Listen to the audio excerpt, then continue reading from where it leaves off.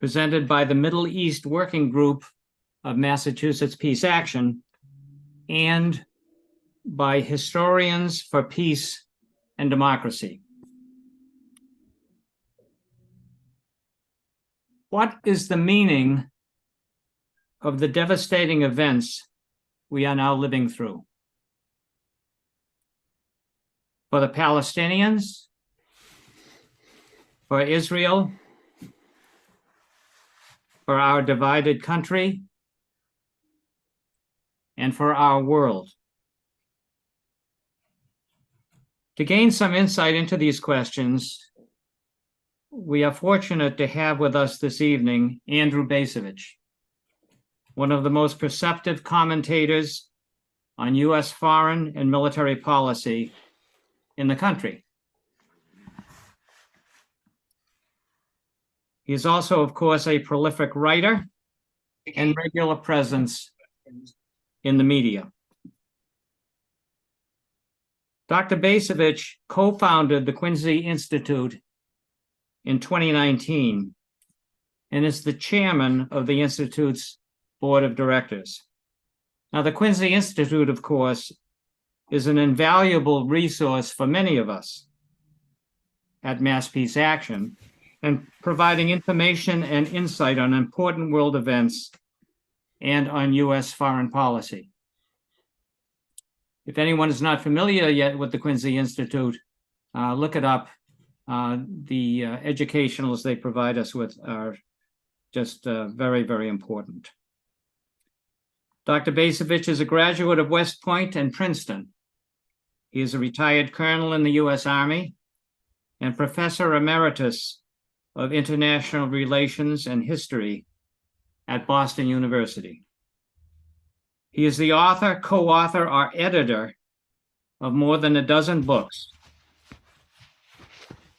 Among them, some with very interesting titles: The New American Militarism, The Limits of Power, Washington Rules, America's War for the Greater Middle East, The Age of Illusions, After the Apocalypse, and Paths of Dissent, Soldiers Speak Out Against America's Forever Wars.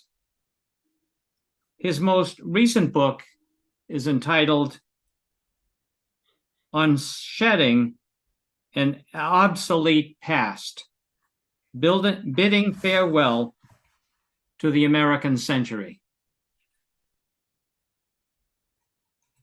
Andrew Bacevich, thank you so much for being with us this evening to help us thoughtfully address some of these important questions about the meaning of recent events.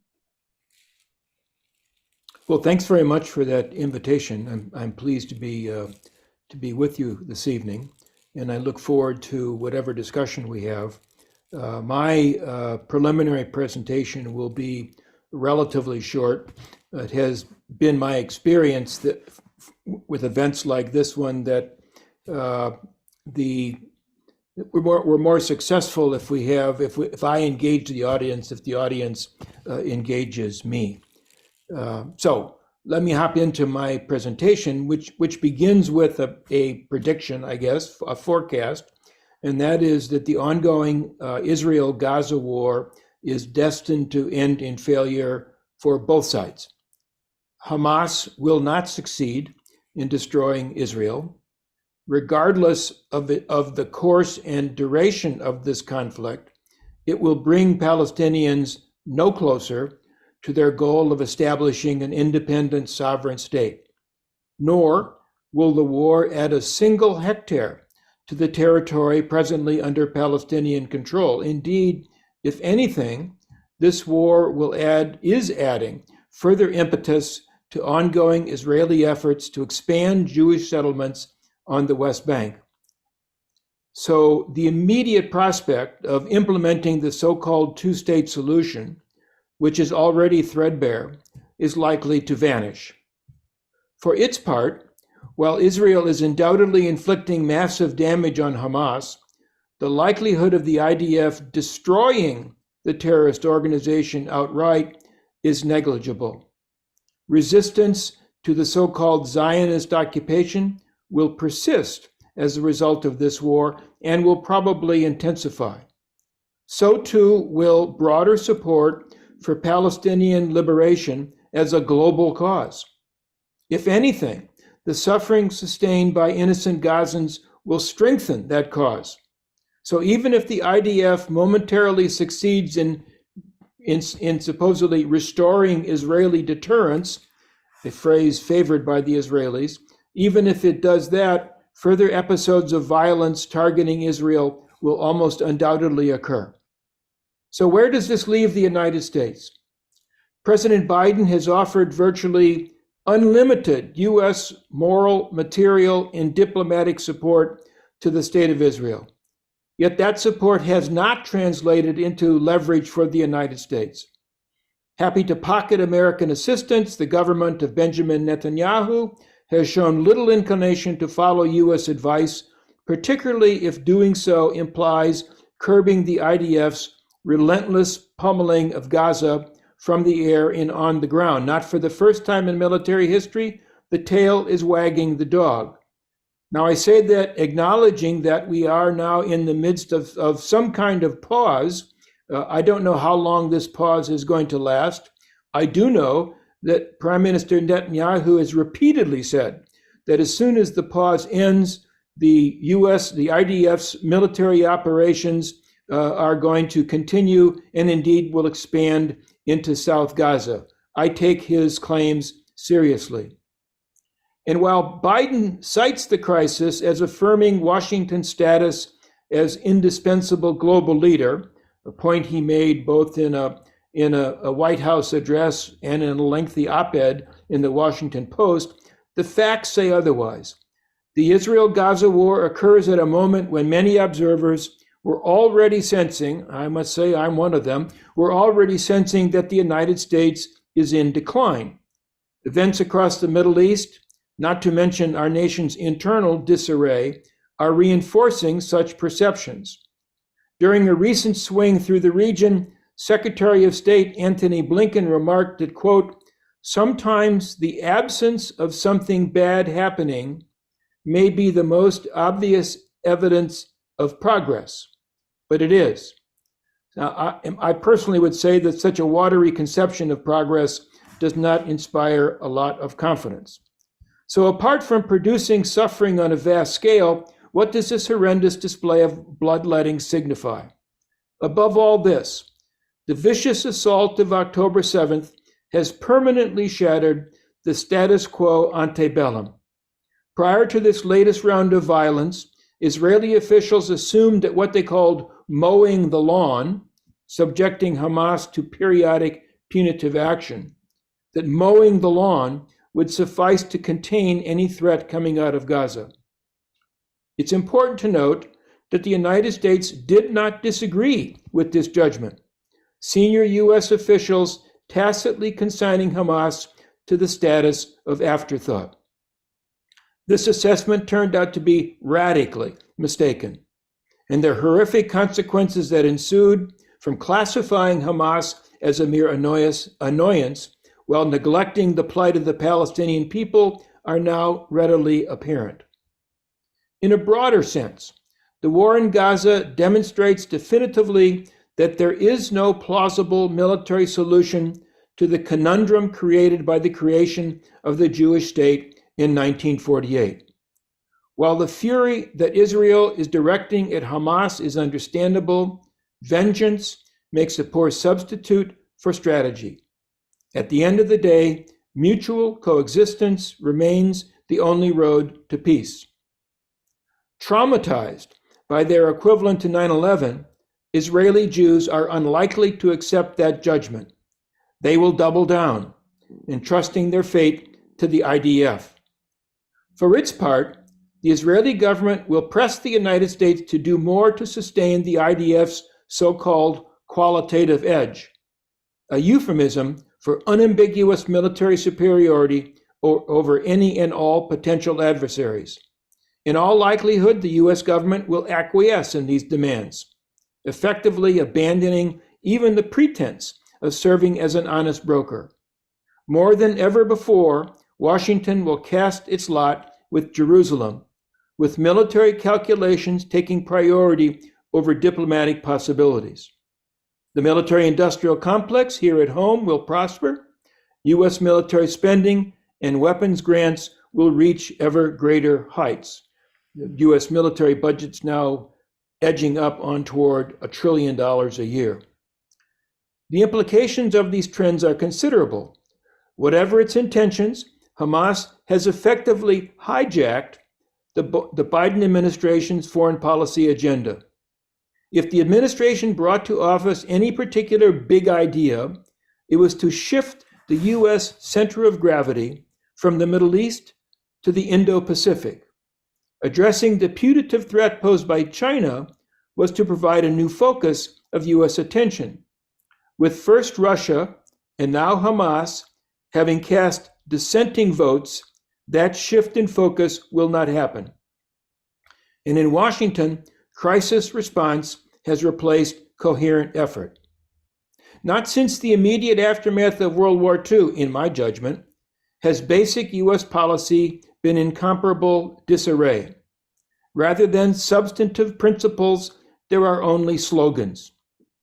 Toward the end of his prize-winning novel, The Sympathizer, Viet Thanh Nguyen refers to slogans as, in his words, empty suits draped on the corpse of an idea.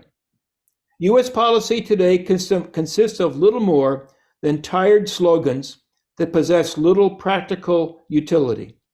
Senior Biden administration officials and influential members of the foreign policy establishment routinely mouth the importance of what they call American global leadership, upholding a so-called rules-based international order. But the claims embedded in these phrases possess no more substance than a carcass in an advanced state of decay, even if members of that establishment have become so accustomed to the stench that they hardly notice it.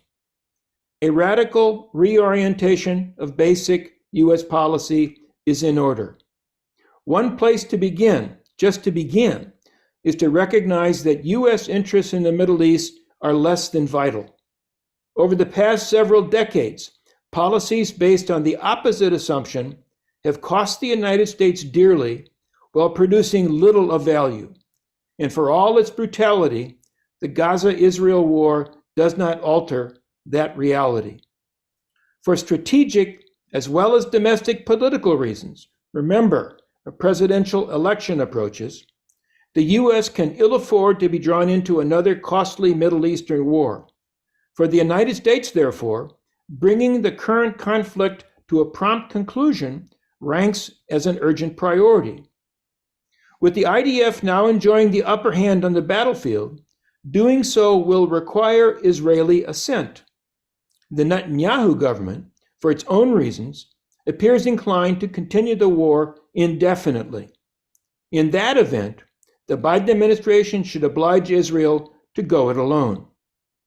The foundation of a revised U.S. policy in the Middle East should be this: do no further harm. To some, that may sound like yet another hoary slogan. In fact, it can serve as a first principle of enlightened statecraft. Thank you very much. I look forward to your comments and questions.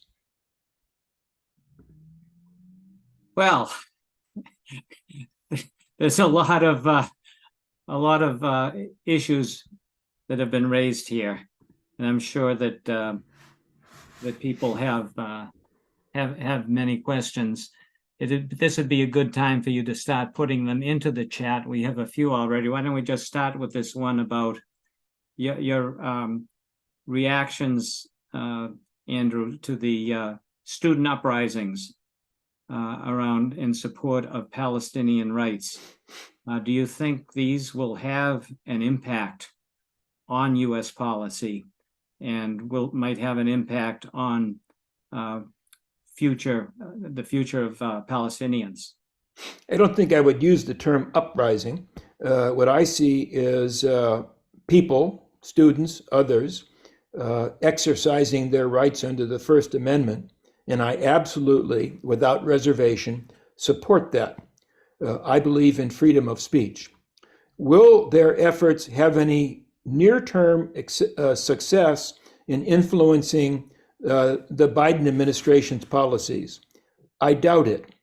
I doubt it unless President Biden's political advisors conclude that the demonstrations, the pro-Palestine demonstrations by Israel and others, can have a decisive effect on the presidential election next November. Should that be their assessment, then they are likely to take this demonstration seriously. If they don't make that assessment, then I think the demonstrations end up being little more than noise in the streets. Okay. Cole, I noticed a few other questions coming in there. They're coming in fast and furious. Do you want to pick one up? Well, so Eleanor Levine asks, what do you think will be the path to an independent Palestine free of Israel's colonialism? Well, I must admit, on that score, I basically despair. I just don't see the likelihood of it happening. And indeed, one of the unfortunate effects of the current violence is it will diminish the likelihood of happening. There needs to be a substantial amount of trust between Palestinians, the Palestinian Authority, and the state of Israel, the government of Israel, for any kind of substantive agreement to be reached. And if nothing else, the ongoing violence in Gaza eliminates whatever modest trust existed. So it is, barring a political earthquake in Israel, it is inconceivable to me that any Israeli government would place sufficient trust in Palestinian authorities that they would reach some kind of a deal pointing toward the establishment of a Palestinian state.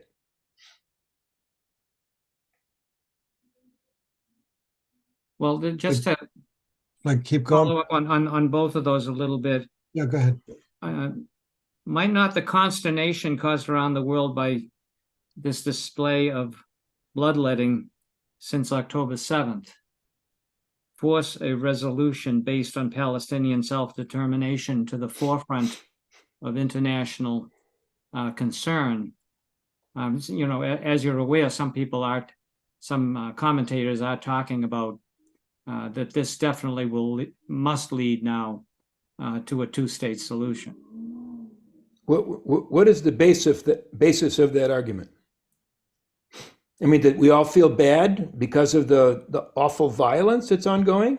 I don't think so. I think it's just that this issue has become such a huge international concern right now, and that many countries are very concerned about finally solving this. But, I'm not saying that that's true, but I think there's a hope out there that Palestinian self-determination is something now that the world does have to take seriously. Yeah, I hear you. I sympathize with the argument. I don't think it holds much water. Let's remember back to the aftermath of 9/11. In the United States, U.S. officials were as angry about the 9/11 attacks as Israeli officials were in the response to the October 7th terrorist attack. And so the Americans decided to embark upon a global war, so-called global war on terrorism, that essentially began with a preventive war condemned by international law, began with a preventive war targeting Iraq, which had nothing to do with 9/11. Many nations in the world were appalled, to include some of our oldest allies. The French and the Germans refused to go along excuse me, with what effect on U.S. policy? Zero. Because the Bush administration, an elected government leading a sovereign state, had decided that it was going to embark upon this war, however foolish. Excuse me again. And I think something comparable applies to the attitude of the Israeli government in the present moment.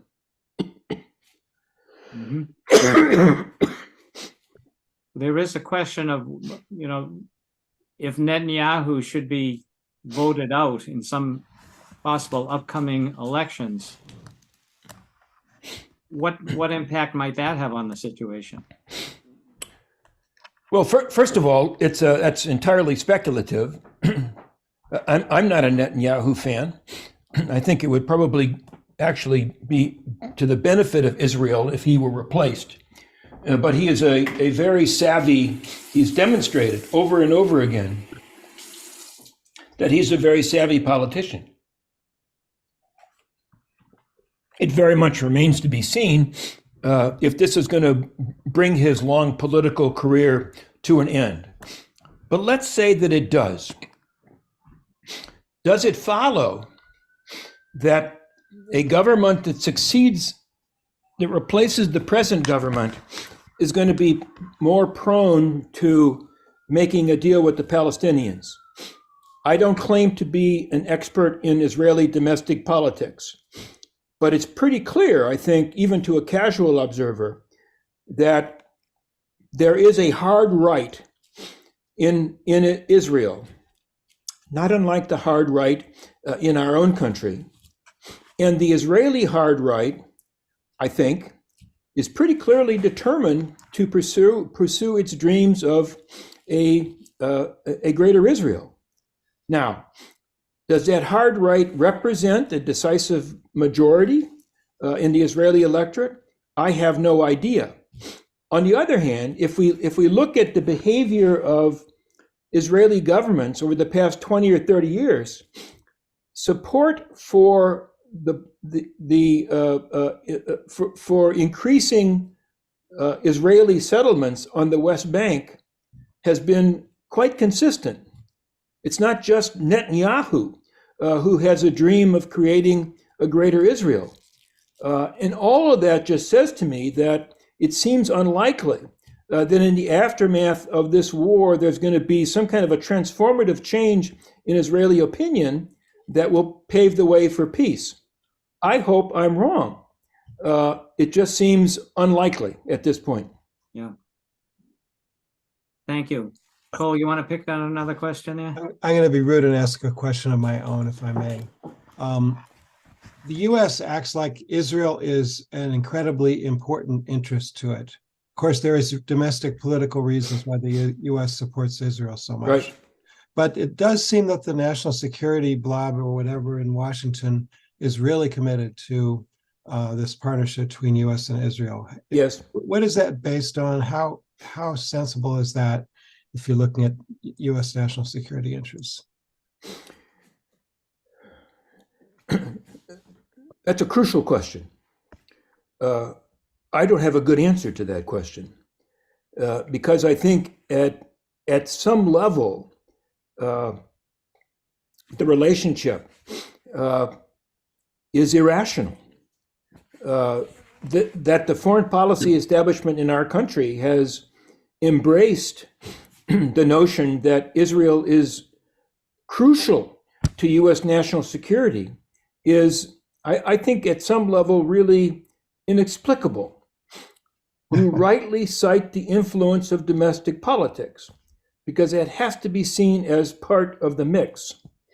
I think we add to that the mistaken perception in the U.S. national security establishment of the greater Middle East being vital to U.S. national security.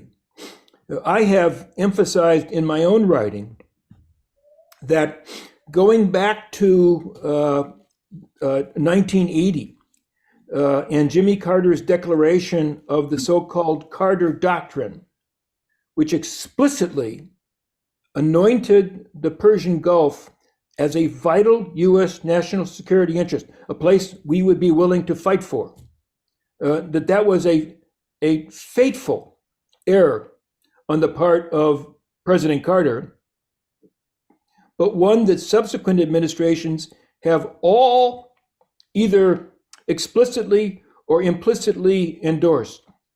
So this notion that the greater Middle East is crucially important to us is now embedded in the national security establishment, which in many respects I think is an entity which is brain dead, is so committed to habit and routine that collectively it's incapable of thinking critically about the state of our country and the needs of our country.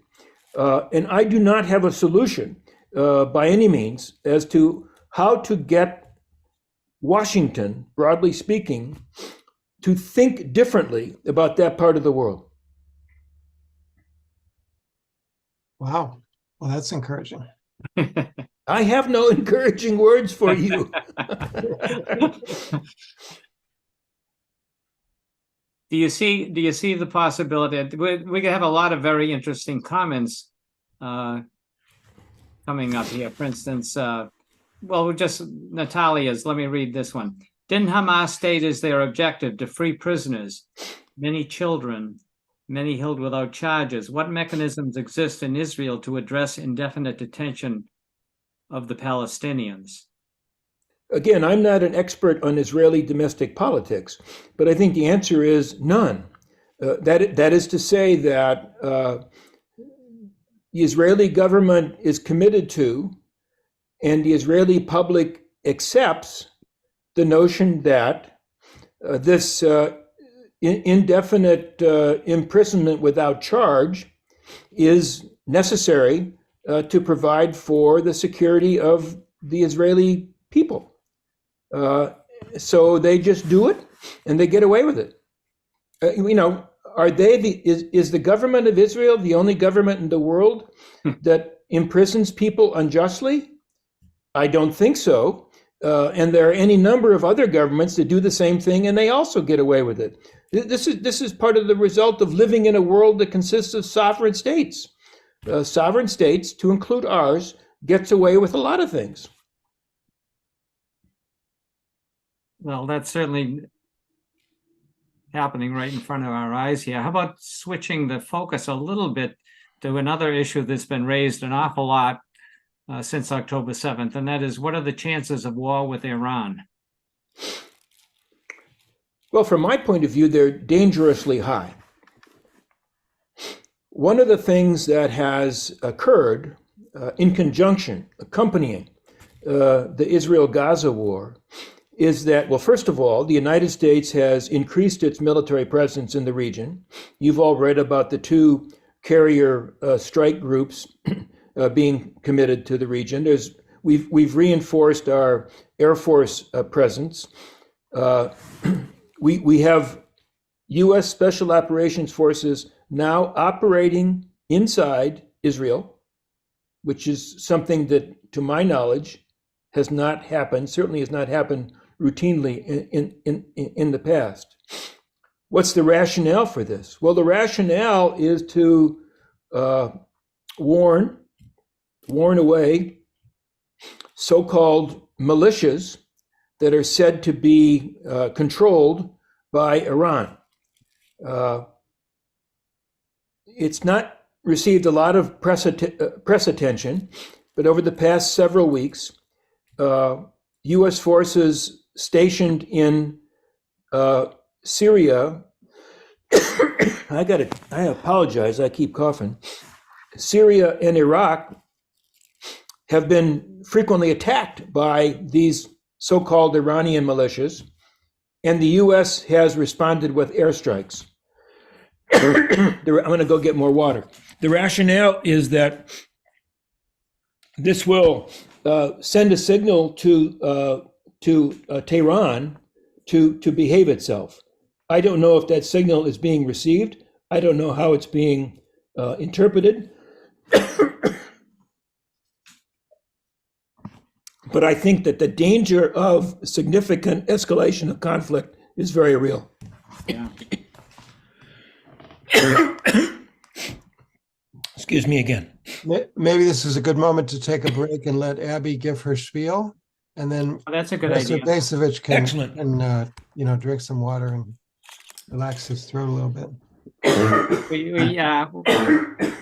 We're aware that Andrew Bacevich has been having some problems, as you can see with this coughing, but we're just very appreciative of his willing to still stay on schedule and to show up for the event tonight.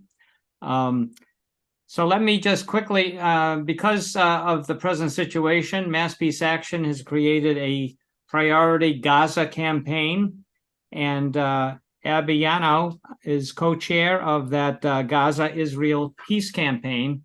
And Abby would like to hear what you have to say about what this campaign is about. Thanks so much, Paul. So we have two asks from all of you who are here this evening. I'm going to put the first link in the chat. We would like you to send a message to your congressman urging them to call for a ceasefire. I know that we're all sickened by the devastation of Gaza and more than 15,000 deaths by now.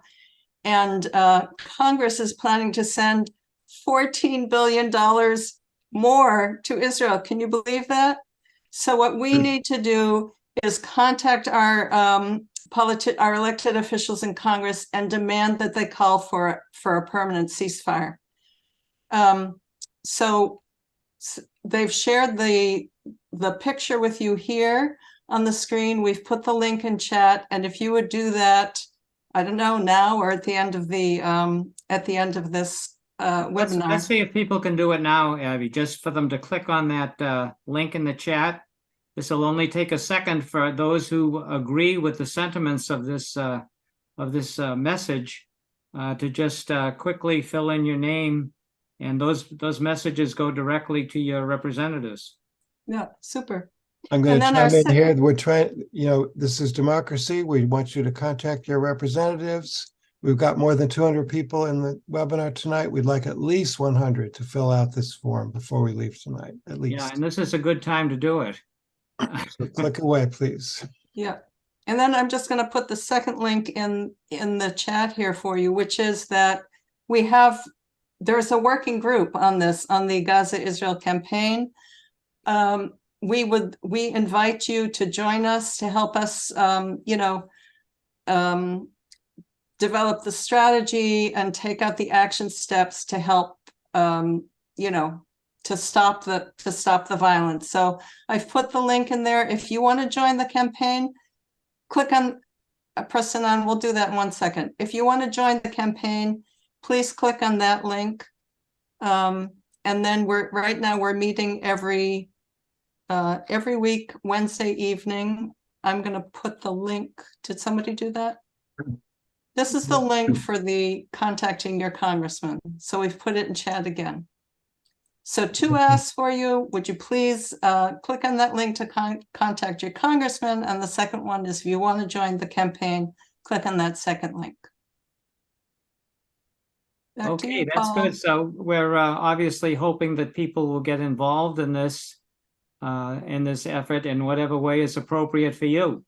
And there's a lot of different ways to participate. And the first step we're hoping will be people will consider getting actually involved in the campaign, and also to continue to respond to these urgent messages that come not just from Mass Peace Action, but from other groups focused on this ongoing crisis right now. So maybe, Abby, thank you very much. Thanks to everyone working on the new Gaza campaign, and let's hope that we can continue to mobilize more and more people around this issue. Let us go back to our questions here.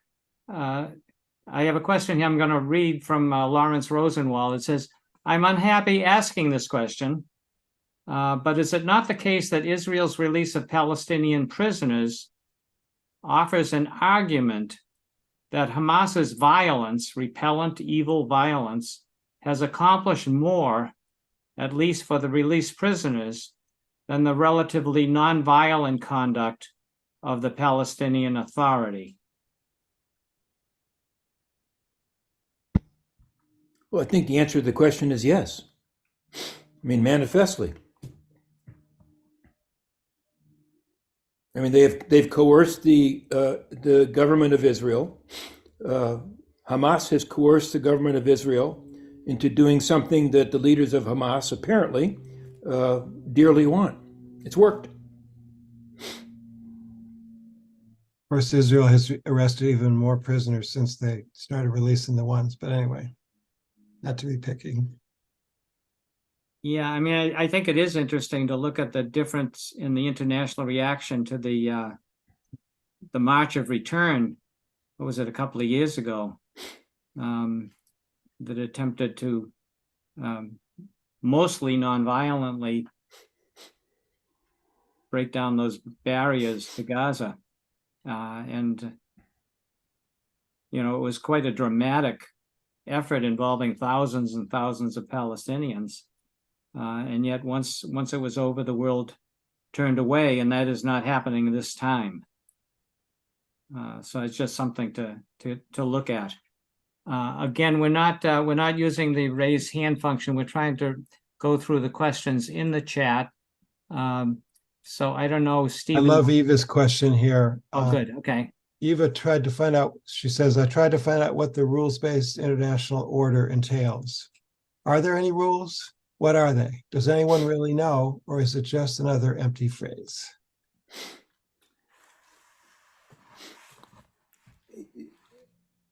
A good question. I think the context is as follows.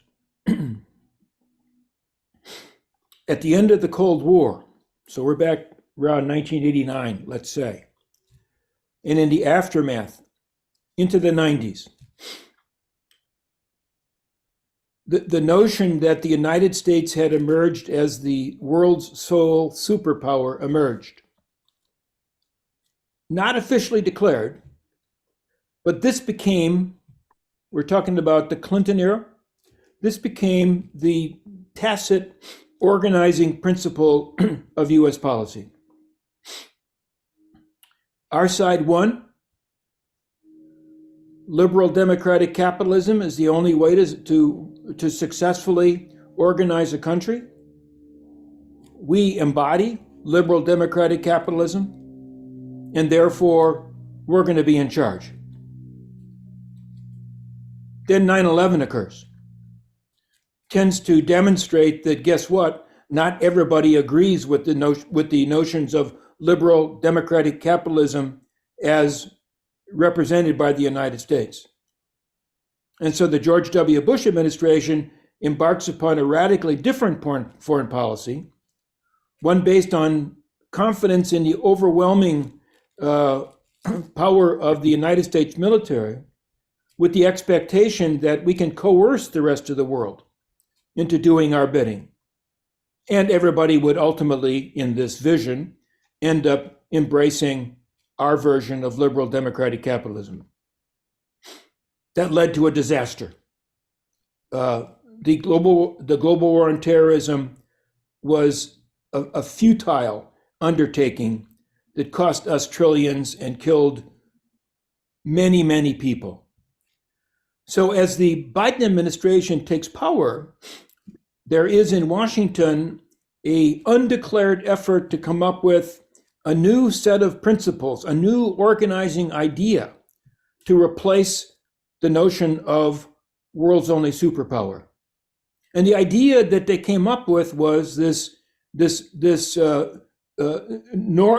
set of global norms that other nations will willingly endorse. But they will be norms that we create, and norms that ultimately, if they have to be enforced, that we will enforce. And that's the idea, I think, that was operative in Washington until October 7th. And I think that the the events of the Gaza war, not just that, but also the events of in Ukraine, have demolished expectations that these this international norms order is going to come into existence. So that right now there is no organizing principle, as far as I can tell.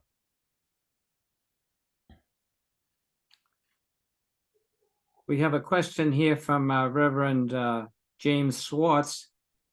Dr. Bacevich, should Donald Trump regain the presidency, what do you think the U.S.-Israel policy would become?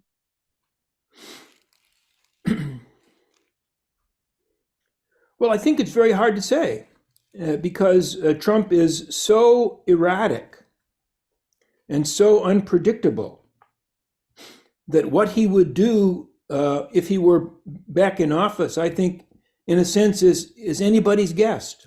Just like it's anybody's guess about what U.S.-Russia policies would be or U.S.-China policies would be.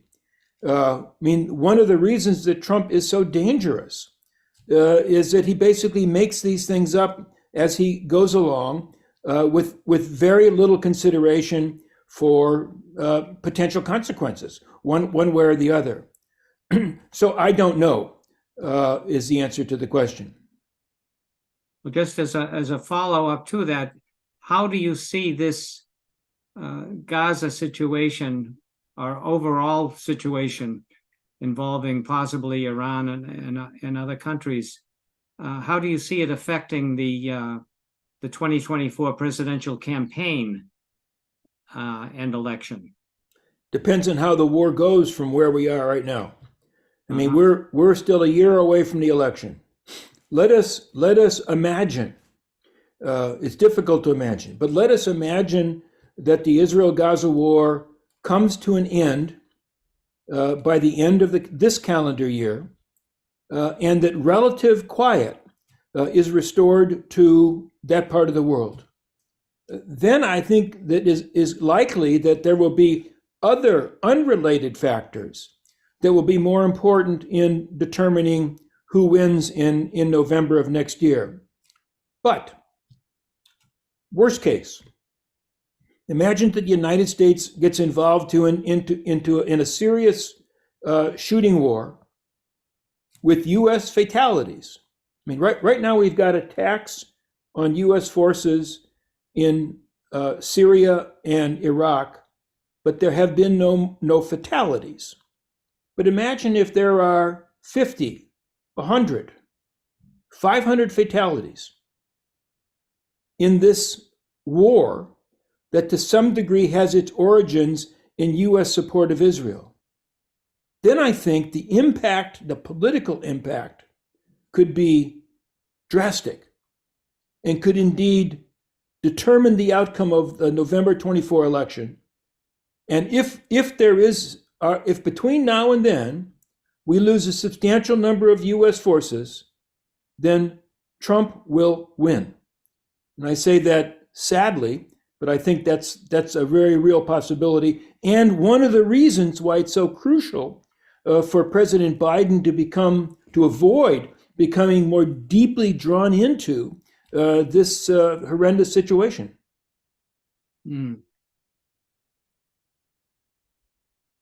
Cole, do you see one you want to pick out? There's a lot. There's a lot here. I'll just read this one quick while you're looking for one. This is especially for Colonel Bacevich. This is from John Raby.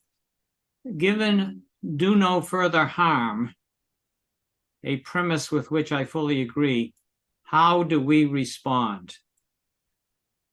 Respond to what? What should we say? To whom? What should we do under these circumstances as citizens of the United States? I think he means the current crisis, probably.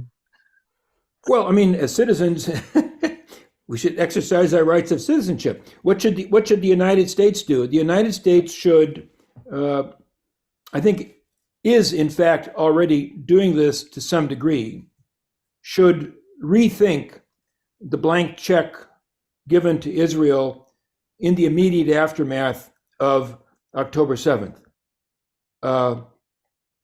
That that blank check was a profound strategic error on our part. Doing that would be a first step, I think, in trying to persuade the government of Israel to establish, to curb its military ambitions. And that might begin to create the possibility of finding a way to a permanent ceasefire. Mm-hmm. Cole? Pat Hines asks, is there an outmigration of Israelis emigration who disagree with Israel's current extreme Zionist politics?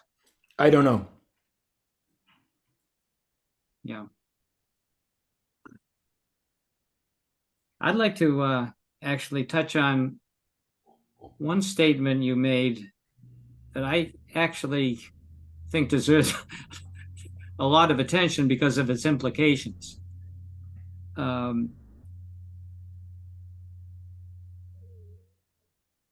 You said that whatever its intentions, Hamas has effectively hijacked the Biden administration's foreign policy agenda. If the administration brought to office a particular big idea, it was to shift U.S. strategic center of gravity from the Middle East to the Indo-Pacific. Addressing the putative threat posed by China was to provide a new focus of U.S. attention. This is the big thing we've been hearing for the last 15 years on the switch to China. With first Russia and now Hamas having cast dissenting votes, that shift in focus will not happen. For a number of years now, we've been gearing up for this potential war with China.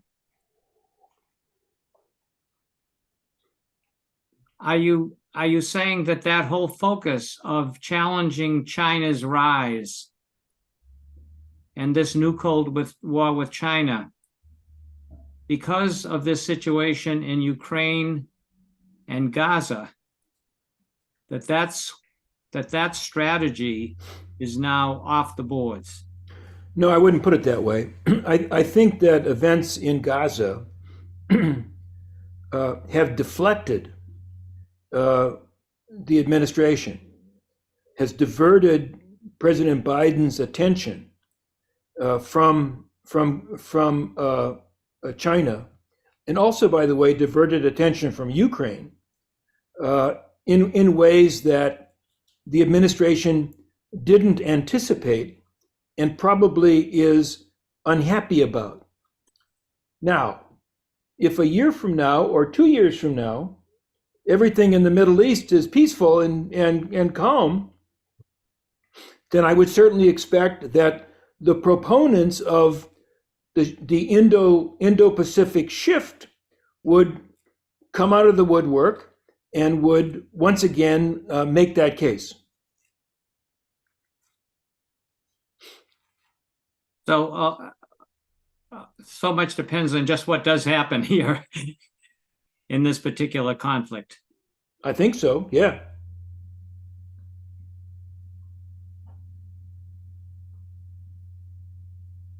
Jane Gruen asks, is there any chance that the UN has the teeth to enforce a settlement?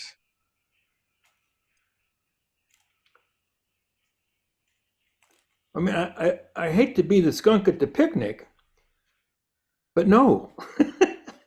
I mean, not a chance in the world. Why is that? Because when the UN was designed back in 1945, the charter endowed 5 nations made them permanent members of the Security Council and endowed them with a veto, so that effectively nothing in the realm of international security can happen without the unanimous assent of those 5 nations.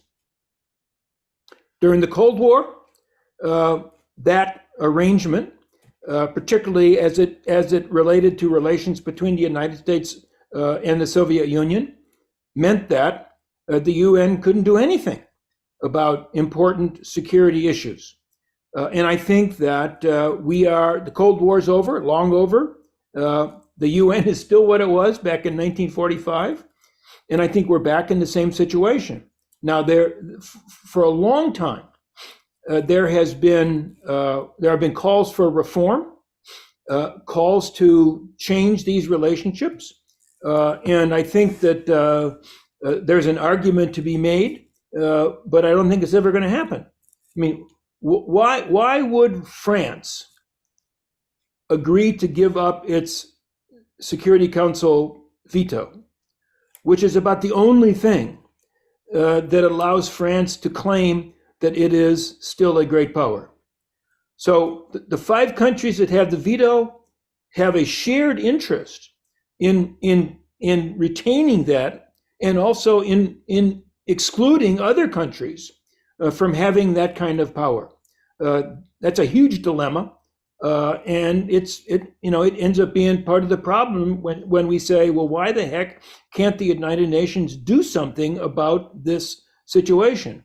I wish it could, but the way the UN was organized way back in 1945 creates barriers to that. Would you support some type of basic structural change at the United Nations? Me? Yes. Sure. But it ain't going to happen until those 5 countries that are permanent members of the Security Council and have a veto, until those 5 countries say, yeah, let's change the rules. And those 5 countries have a profound self-interest in keeping the rules just the way they are. Okay. Here from Harris Sklar. How much effect has AIPAC have on Washington? I mean, do lobbies influence U.S. policy? Yeah. Is AIPAC a particularly well-funded and effectively structured lobby? Yeah. So there's no question, I think, that the Israel lobby is an important player in affecting U.S. policy in the Middle East.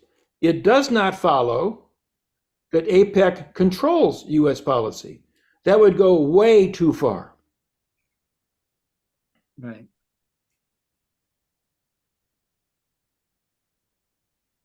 Paul, do you have one there? Well, David and Jan Hartsow ask, how dangerous is the possibility of U.S.-supported wars in Israel, Palestine, Ukraine, and/or China escalating into nuclear war? And how could any nation in its right mind risk the killing of billions of people for any reason whatsoever?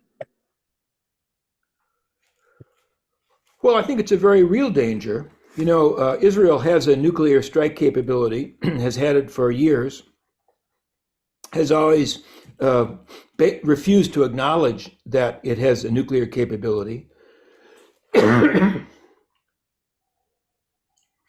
Until just a few weeks ago, when a member of the Israeli cabinet said that Israel should consider using nuclear weapons against Hamas. Mm-hmm. Now, that individual was immediately fired, but his comment let the cat out of the bag that Israel is one of the nuclear powers.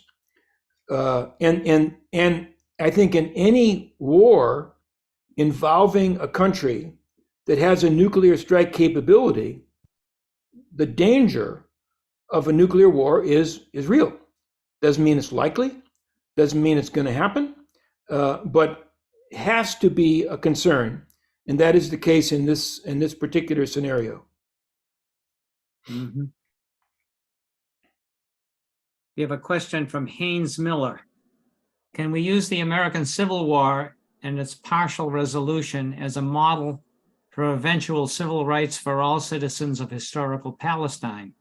That is, all citizens of the state of Israel that must be regarded as having hegemony over the whole of Palestine.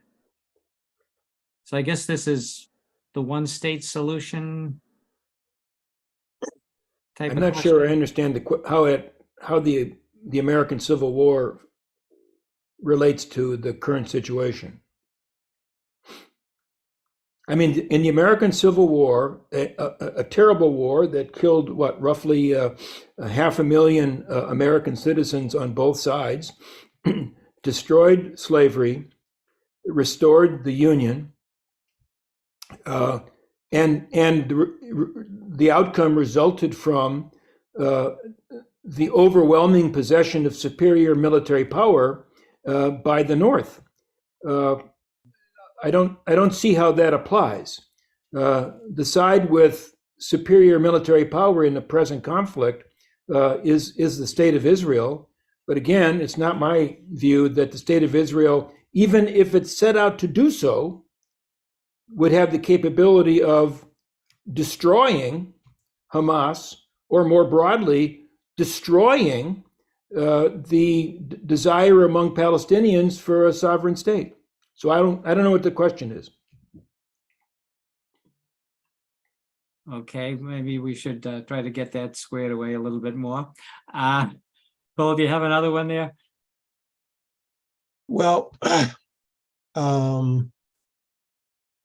so Sally Jogan, I guess, writes, it took a lot of years while many people unfortunately died, but finally the many actions in opposition, in addition to actions in Vietnam itself, brought an end to the US waging war there.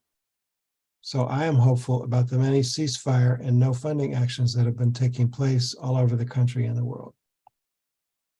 Take action and don't give up. So what do you say to her assessment?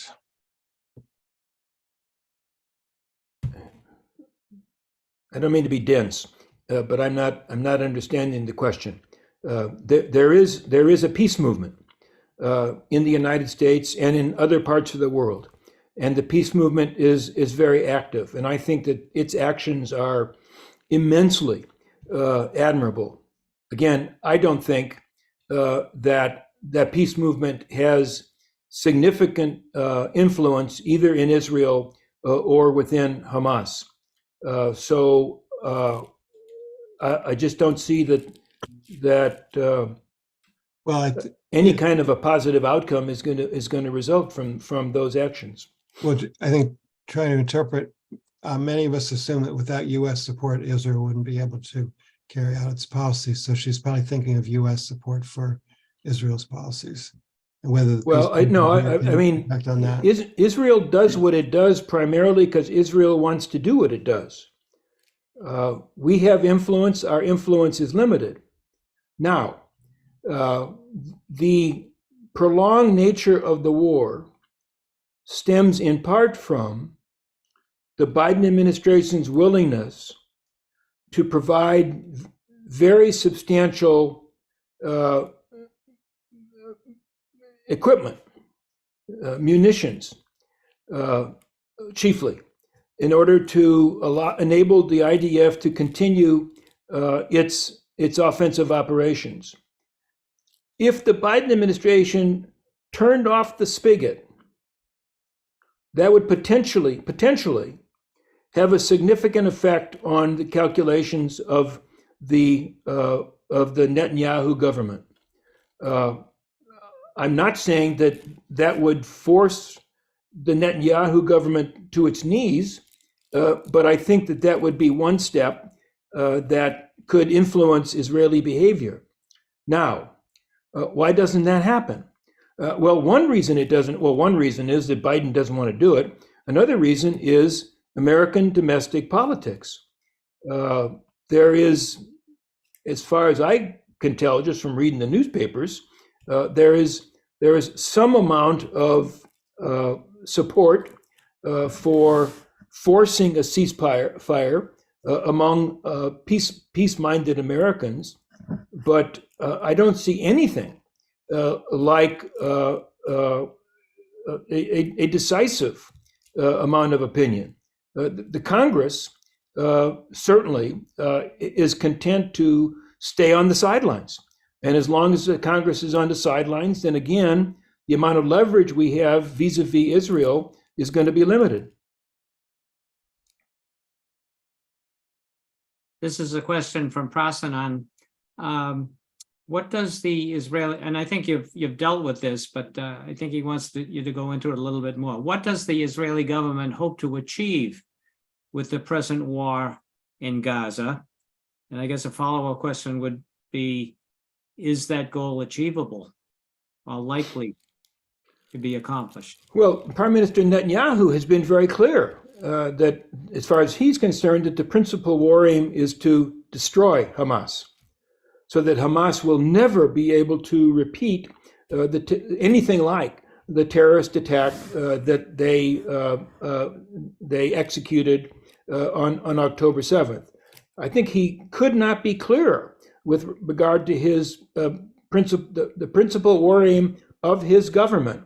And I also think that the IDF is a servant of the government and is trying to do what the war cabinet wants it to do. I just don't think that it's going to succeed because the political basis for the war, the reasons that Hamas chose from a position of weakness to go to war against Israel, those issues will continue to exist after this war. And as long as the issues exist, then the possibility of another round of violence will also exist. Do you think what do you see the Biden administration seeing itself in quite a bind here in terms of dealing with international reaction to its? Yeah, I mean, I suspect that Biden is kicking himself in the pants with regard to some of the rhetoric that some of the things he said immediately after October 7th, because he gave the brightest green light he could possibly give to the Netanyahu government to unleash maximum violence on Gaza. And in retrospect, I think many people would agree, not all, many people would agree that that was a mistake on Biden's part. But it's very difficult to walk that back. Do you see that international pressure, and also the fact that the U.S. is not the political powerhouse in the world that it used to be? This whole multi-power world that some people are talking about, and I think that you've had some events at Quincy Institute on that. Do you see that lack of political power in the world, certainly not military power, but political power, kind of forcing the U.S. to actually change its policy here and actually go after some type of solution that involves Palestinian self-determination, as opposed to just going down the tube? I don't think I understand your question. Well, first of all, do you agree that the U.S. has less political power in the world now than previously? Sure. And that may force the U.S. in terms of losing even that amount of political power, to take a very different policy toward Israel? I still don't understand your question. I mean, are you asking me if the United States is going to abandon Israel in some way? Not a chance. Okay. Are you asking me if quietly behind the scenes, Biden and his people could try to nudge quietly, secretly, nudge Israel toward a less violent approach? Yeah, I think it's happening right now. I mean, they are already signaling that when the when the war assumes after this pause, they are warning the government of Israel to take greater care with regard to the well-being of civilians in the southern part of Gaza, which is anticipated to be the new main battleground. Now, to what degree does the government of Israel listen to that? Hard to say. I mean, what kind of bargaining is going on? You know, Netanyahu, yes, we will be more careful about civilians if you will guarantee a continuing flow of 155 millimeter howitzer shells. That might be the basis of a deal. A little bit of restraint on the part of the IDF, lots more munitions going to Israel from the United States. I can easily imagine that kind of bargaining going on right now. But you don't see U.S. pressure focused on moving Israel toward the issue of Palestinian self-determination. Well, they may try, but I don't think that the United States has that kind of leverage. And as I said in my brief presentation, I think that the violence that has occurred and continues to occur has reduced the likelihood of a bargain between the Palestinians and Israel. Yeah. Well, this has been a great session. We really appreciate it. I don't know, Cole, do you see one more last question before we wrap up here?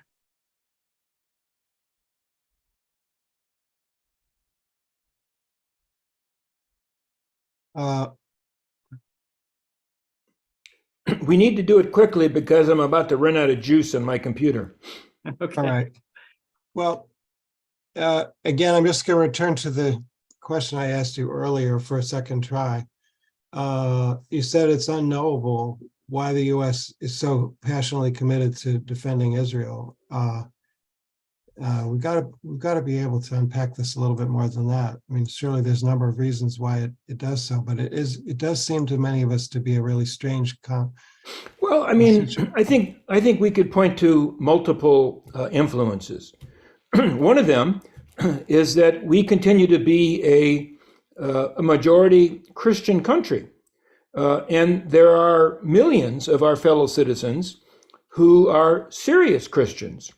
And who take Scripture seriously and are persuaded that the second coming of Jesus Christ is going to occur in the Holy Land under a certain set of circumstances, and that we Americans can facilitate that outcome by supporting Israel.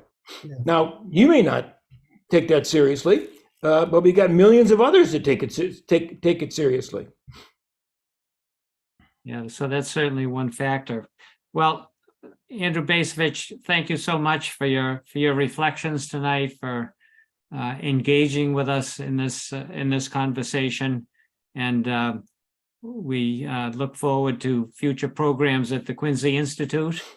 And we appreciate your support. We really do. Great.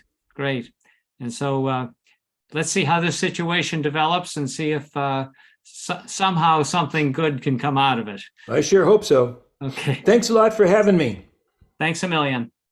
And thanks everyone for tuning in tonight. I hope you've picked up a lot of good things to think about, at least in this discussion. And hope you will all consider getting involved with the Mass Peace Action campaign on Gaza, because people are needed. And this is a time when it seems like some motion might be possible that didn't exist before. So thanks, everyone. We got some good events coming up next week. Please check our website. We've got a lot of good projects at Mass Peace Action. Perhaps one of them would be something that you want to get involved in. It would certainly encourage you to do so.